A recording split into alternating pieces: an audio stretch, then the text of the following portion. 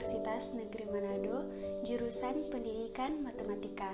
Saat ini saya akan membahas mengenai mata kuliah pemrograman linear tentang metode grafik dan metode simplex. Oke, langsung saja kita masuk dalam permasalahan. Sekarang ini kita tengah dihadapkan dengan maraknya virus corona atau COVID-19. Maka dari itu, untuk mencegah penyebaran virus tersebut, pemerintah menganjurkan kita semua untuk menggunakan masker. Olehnya, suatu industri kecil membuat dua model masker, yaitu masker A dan masker B. Dalam pembuatan masker tersebut, digunakan dua mesin yang berbeda, yakni mesin M1 dan M2. Satu unit masker A dibuat dengan mengoperasikan mesin M1 selama 2 menit dan mesin M2 selama 4 menit. Sedangkan satu unit masker B dibuat dengan mesin M1 selama 8 menit dan M2 selama 4 menit. Dalam satu hari, mesin M1 dan mesin M2 beroperasi tidak lebih dari 8 jam. Keuntungan bersih yang diperoleh dari satu unit masker A adalah Rp250 dan satu unit masker B adalah Rp500. Hitunglah keuntungan maksimum dari penjualan kedua masker tersebut dengan menggunakan yang pertama, metode grafik yang terdiri dari titik potong dan selidik, dan yang kedua, metode simplex.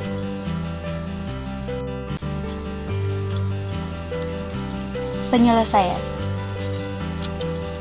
Pada penyelesaian, kita terlebih dahulu menentukan variabel keputusan, di mana di sini saya menggunakan X sebagai banyak masker A yang diproduksi dan Y sebagai banyak masker B yang diproduksi. Dan fungsi tujuannya adalah set sama dengan 250X tambah 500Y.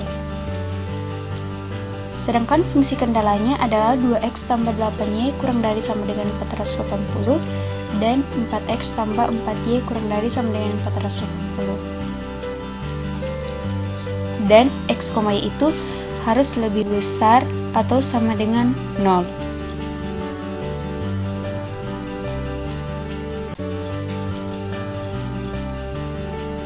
Kemudian kita masuk pada bagian A, metode grafik. Pada metode grafik, kita menentukan titik potong. Untuk kendala yang pertama, dengan persamaan 2X tambah 8Y sama dengan 480. Yaitu dengan kita mensubstitusikan nilai Y sama dengan 0 dan X sama dengan 0, sehingga kita memperoleh titik potong untuk Y sama dengan 0 adalah 240,0 dan titik potong untuk X sama dengan 0 adalah 0,60.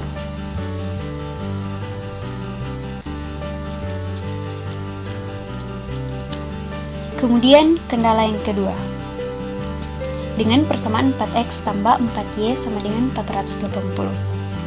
Sama halnya dengan persamaan yang pertama, kita menentukan titik potongnya, sehingga kita memperoleh untuk Y sama dengan 0, titik potongnya adalah 120,0, dan untuk X sama dengan 0, titik potongnya adalah 0,120.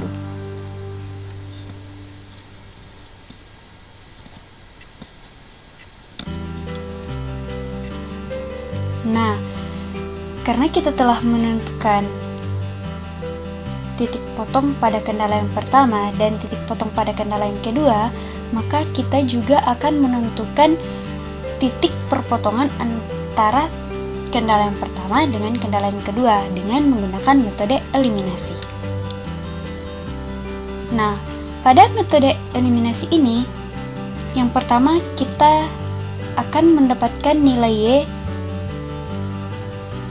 yang bernilai 40. Setelah kita mendapatkan nilai Y, kita mensubstitusikannya pada salah satu persamaan. Di sini saya mensubstitusikan pada persamaan yang pertama, sehingga saya dapat memperoleh nilai X itu sebesar 80. Jadi dapat disimpulkan bahwa titik potong antara kendala yang pertama dengan kendala yang kedua itu berada pada titik 80,40.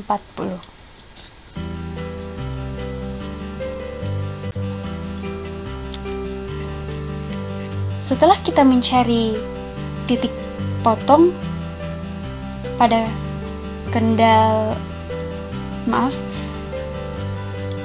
setelah kita mencari titik potong kendala yang pertama dan kendala yang kedua, maka kita kemudian mencari nilai optimum.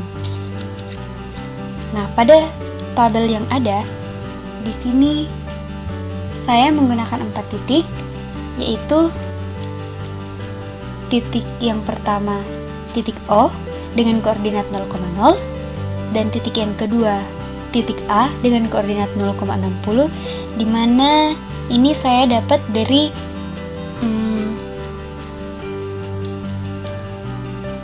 titik potong kendala pertama untuk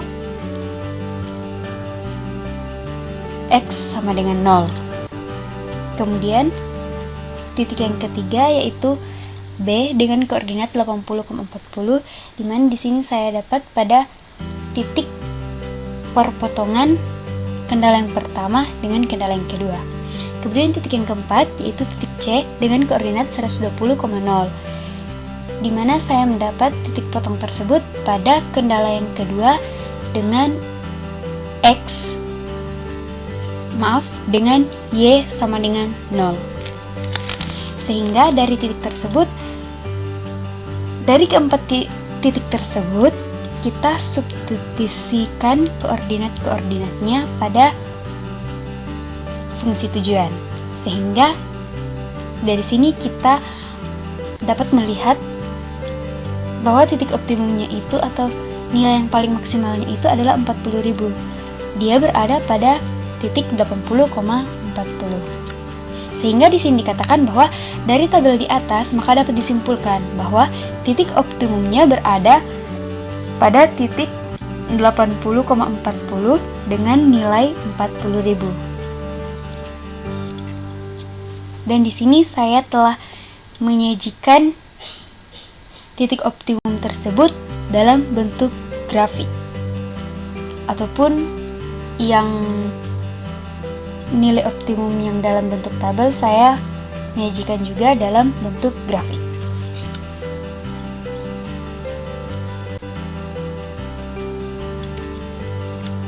Kemudian kita masuk pada garis selidik dengan fungsi tujuan set sama dengan 250x tambah 500y. Kita misalkan set 1 itu sama dengan 20.000. Mengapa? Karena sebelumnya kita telah memperoleh bahwa nilai optimum itu adalah 40.000. Sedangkan saat ini kita akan mencari garis selidik. Berarti dalam garis selidik itu nilai Z itu tidak boleh melebihi dari nilai optimum. Sehingga di sini saya mengambil nilai 20.000. Kemudian kita substitusikan nilai X sama dengan 0 dan nilai Y sama dengan 0 pada persamaan set sama dengan 250X tambah 500Y dengan set sama dengan 20.000. Sehingga kita memperoleh titik 80,40.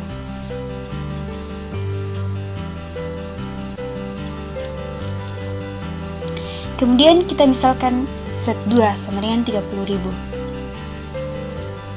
Sama halnya dengan pemisalan sebelumnya, sehingga dia bisa 30.000. Begitupun untuk mensubstitusi nilai X sama dengan 0 dan untuk Y sama dengan 0 pada persamaan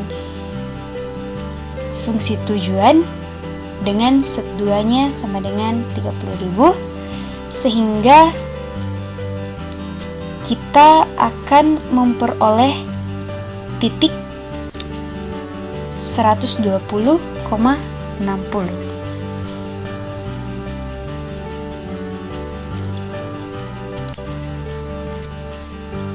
Kemudian kita misalkan kembali set 3 sama dengan 40.000. Sama halnya dengan persamaan atau pemisahan-pemisahan sebelumnya, kita juga mensubstitusikan nilai X sama dengan 0 dan nilai Y sama dengan 0. Sehingga kita akan memperoleh titik 160,80.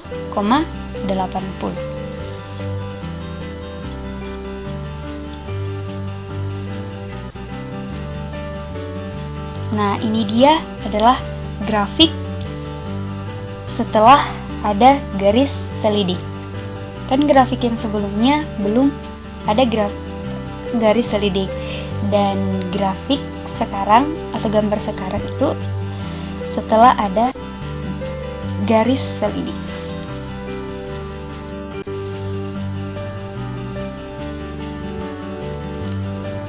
Kemudian kita masuk pada bagian B, yaitu metode simplex.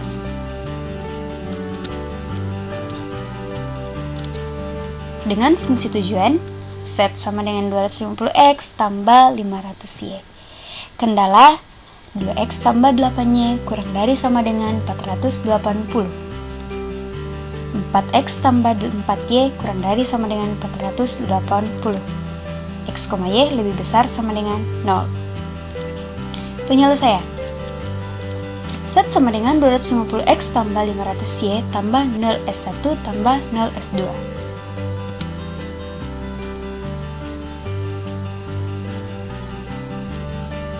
Sehingga set kurang 250x kurang 500y tambah 0s1 tambah 0s2 sama dengan 0.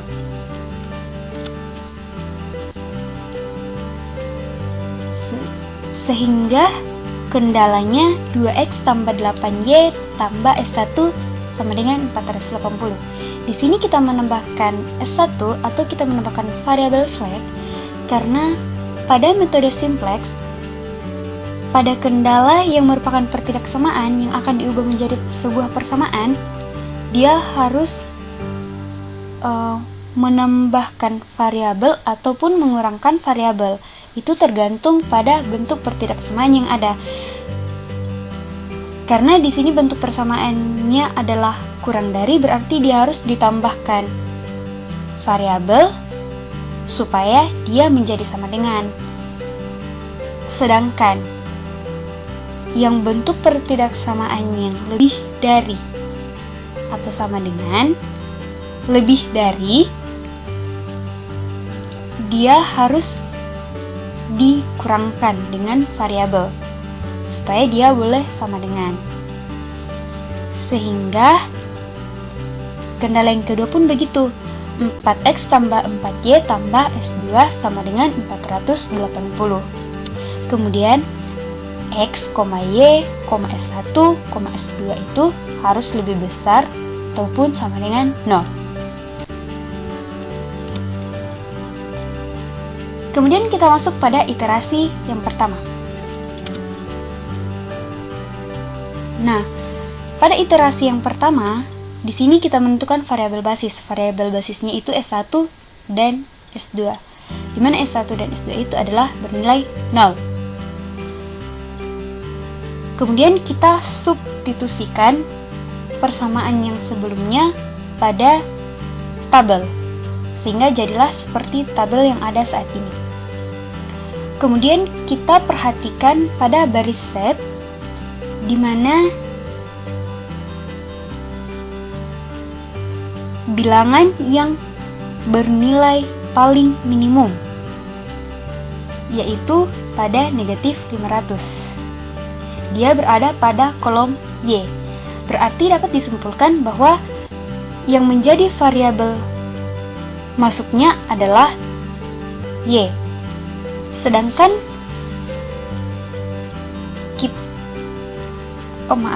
setelah kita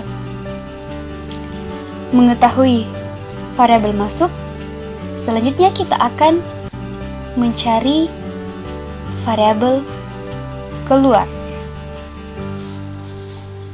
Caranya yaitu, nah ini dia, pada tabel selanjutnya kita menentukan rasio, di mana pada rasio tersebut kita bisa memilih bilangan positif yang paling minimum itu adalah kelas atau baris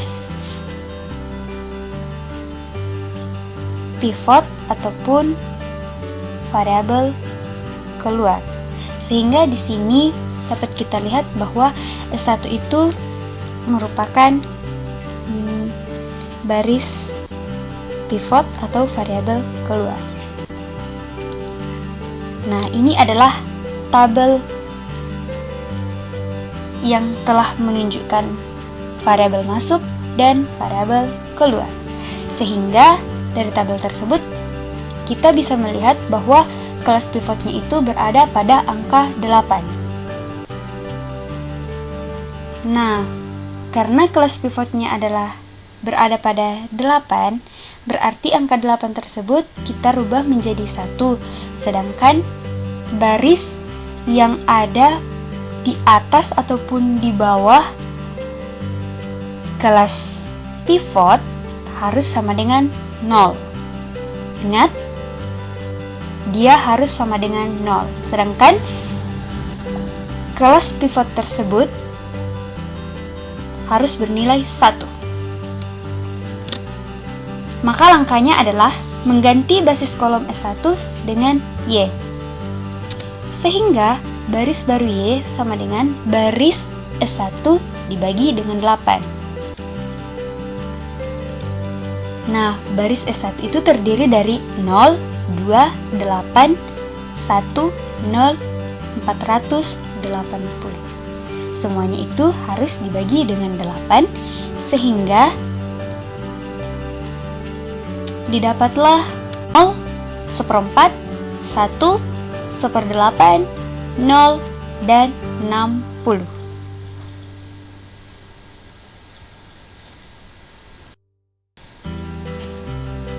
Kemudian langkah selanjutnya yaitu mencari baris baru set. Baris baru set sama dengan baris set dikurang dengan negatif 500 dikali dengan baris baru Y. Mengapa dia harus dikurangkan dengan negatif 500? Karena seperti yang saya telah katakan sebelumnya, bahwa baris yang berada di atas ataupun di bawah kelas pivot dia harus bernilai 0. Sehingga di sini dia harus dikurangkan dengan negatif 500. Terlebih dahulu kita mengalihkan baris baru Y dengan negatif 500. Sehingga kita memperoleh nilai 0, negatif 125, negatif 500, negatif 125/2, 0, dan negatif 30.000. Maka, baris baru set sama dengan 1, negatif 125, 0, 125/2, 0, dan 30.000.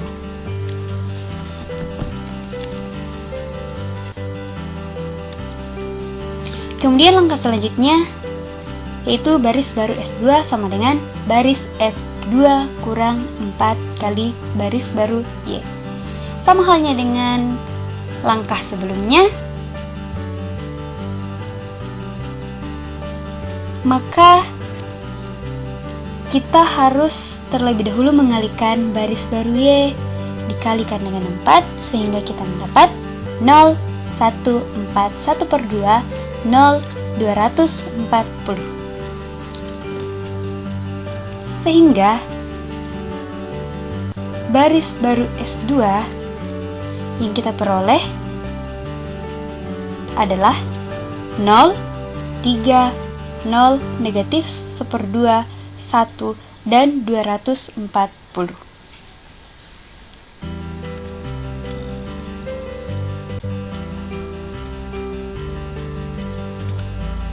Nah, dari langkah-langkah yang telah kita lalui tadi, kita memperoleh nilai yang ada pada kolom atau pada tabel tersebut.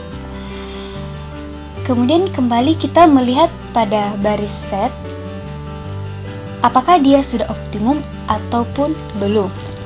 Caranya, jika pada baris set masih ada yang bernilai negatif, berarti dia belum optimum. Seandainya dia pada baris set sudah tidak memiliki bilangan negatif, berarti dia sudah optimum. Berarti kita sudah tidak melanjutkan lagi iterasi selanjutnya. Nah, sekarang kita lihat pada tabel kita yang ada. Ternyata di sini masih pada baris set masih ada yang bernilai negatif. Berarti kita harus melanjutkan iterasi selanjutnya, yaitu iterasi kedua. Sama halnya pada iterasi yang pertama, kita menentukan variabel masuk dan variabel keluar. Variabel masuknya adalah X dan variabel keluarnya adalah S2. Sehingga tabelnya seperti ini. Sama halnya pada iterasi yang pertama, kelas pivot di sini adalah 3, berarti dia harus sama dengan 1, dan yang di atas kelas pivot itu harus sama dengan 0. Maka langkahnya mengganti basis kolom S2 dengan X, sehingga baris baru X sama dengan baris S2 dibagi dengan 3, sehingga baris baru X sama dengan 0, 1, 0, negatif 1/6, 1/3, dan 80.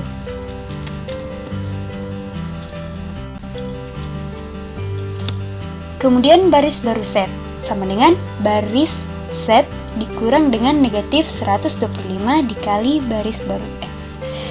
Sama halnya dengan iterasi yang pertama, sama dengan apa yang telah saya katakan tadi, bahwa baris yang berada di atas ataupun baris yang berada di bawah kelas pivot itu harus bernilai 0. Sehingga di sini baris set itu harus dikurangkan dengan negatif 125. Sehingga kita memperoleh baris baru set itu sama dengan 1, 0, 0, 125/3, 125/3, dan 40.000.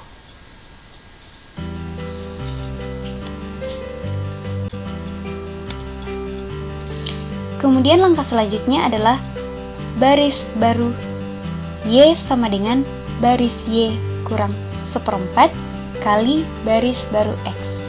Sama dengan langkah-langkah yang sebelumnya,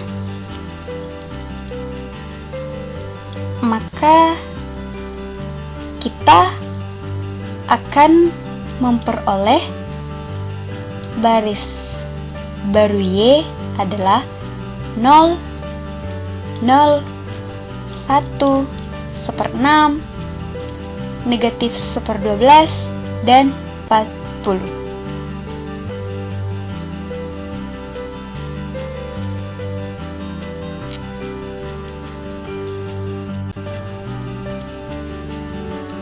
Dari langkah-langkah sebelumnya, kita akan memperoleh tabel ini, atau kita peroleh tabel ini.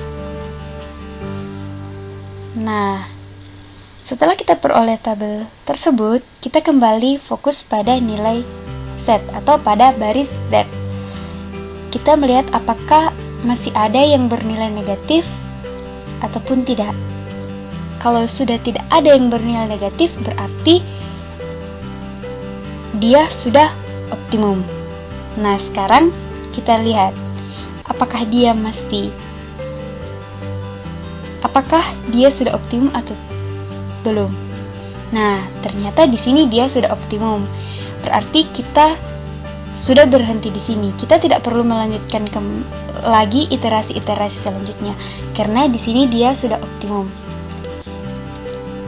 Sehingga di sini dikatakan bahwa dari tabel di atas maka diperoleh X sama dengan 80, Y sama dengan 40, Z sama dengan 40.000, dan S1 sama dengan 0, S2 sama dengan 0.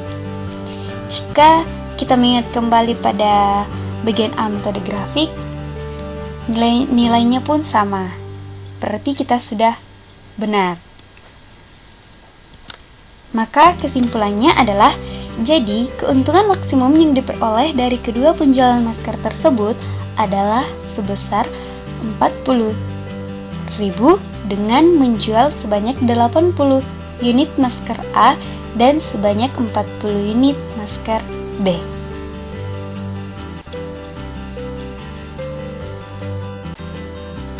Demikianlah hasil presentasi dari saya. Terima kasih.